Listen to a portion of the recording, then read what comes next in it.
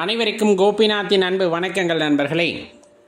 நாளைய தினம் வைகாசி மாதத்தினுடைய முதல் அமாவாசை.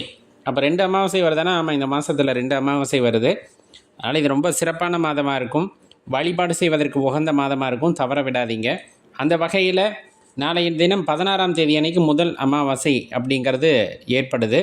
அதாவது 15ஆம் தேதி பின்னிரவு 3:58ன்னா நம்ம சொல்லுவோம் இல்லையா, 16ஆம் தேதி அதிகாலை 3:58க்கு ஆரம்பித்து 17ஆம் தேதி அதிகாலை 2:09 அந்த திதியானது நிறைவு பெறுகிறது அப்படிங்கிறத மறந்துட வேண்டாம். ரொம்ப அற்புதமான திதி. இதில் சோடசக்கலை நேரம் அப்படிங்கிறது பார்த்திங்கன்னா, நம்ம இந்த 17ஆம் தேதி அதிகாலை 1:09 3:09 வரலும் இருக்கக்கூடிய நேரத்தை சோடசக்கலை நேரம் அப்படிம்பாங்க.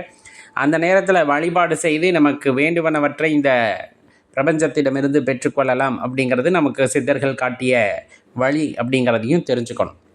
அதுபோக ரொம்ப முக்கியமானது, முன்னோர் வழிபாட்டுக்கு உகந்தது அப்படின்னு சொல்லக்கூடியது. இது நம்ம 16ஆம் தேதியை கணக்கில் கொள்ள வேண்டும். சூரிய உதயத்திலிருந்து சூரியன் உச்சிக்கு வர்றதுக்குள்ளே முன்னோர்கள் வழிபாடு, அதாவது தர்ப்பணம் கொடுக்கறது அப்படிங்கிறது. அந்த பழக்கம் இல்லாதவங்க படையல் போட்டு வழிபடலாம். இல்லை அப்படிங்கிறவங்க குறைந்தபட்சம் மாடுகளுக்கு அகத்திக்கீரையோ அல்லது காகத்திற்கு கருப்பு எள் கலந்த தயிர் சாதமோ வைத்து வழிபாடு செய்வது அப்படிங்கிறது ரொம்ப சிறப்பானது. உங்கள் முன்னோர்களுடைய ஆசீர்வாதத்தை பூரணமாக பெற்றுத்தரும் அப்படிங்கிறத மறந்துட வேண்டாம். குலதெய்வ வழிபாடு செய்பவர்களுக்கு ரொம்ப ஏற்ற தினம் அப்படின்னு சொன்னோம்னாலும் இந்த வைகாசி மாத அமாவாசை தேதியை சொல்லலாம். அருகாமையில் குலதெய்வ ஆலயம் இருக்குன்னா நேரில் போயிட்டு எண்ணெய் நல்லெண்ணெய் வாங்கிட்டு போங்க, பசு நெய் வாங்கிட்டு போகலாம். அதுங்க போய் விளக்கு ஏற்றி வழிபாடு செய்யணும். மாவிளக்கு போட்டு வழிபாடு செய்தாலும் ரொம்ப சிறப்பானது.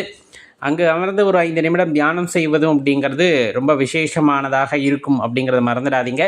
அங்கே வர்ற நபர்களுக்கு உங்களால் முடிஞ்ச அன்னதானத்தை செய்கிறதையும் கூடுதல் சிறப்பை உண்டாக்கும்.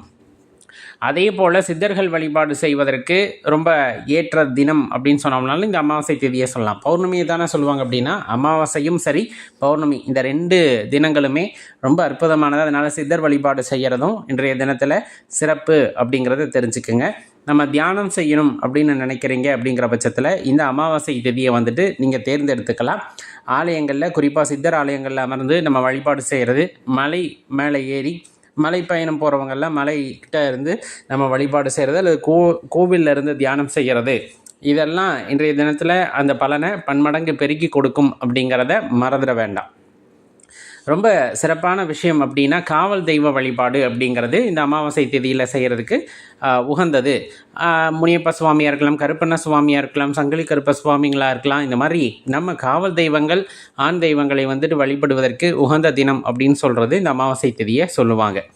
மேலும் பல சிறப்புகளை உடைய இந்த அமாவாசை திதி அப்படிங்கிறது பார்த்திங்கன்னா, வழிபாட்டுக்கும் சரி, மன நிம்மதிக்கும் சரி, செல்வ செழிப்புக்கும் சரி, எல்லாத்துக்குமே உகந்த ஒரு திதியாக இருக்கும். அப்படிங்கிறனால நாளைய தினத்தை தவற விடாதீங்க. மறக்காமல் வழிபாடு செய்யுங்க. உங்கள் நண்பர்களுக்கும் தெரியப்படுத்துங்க. நன்றி, வணக்கம்.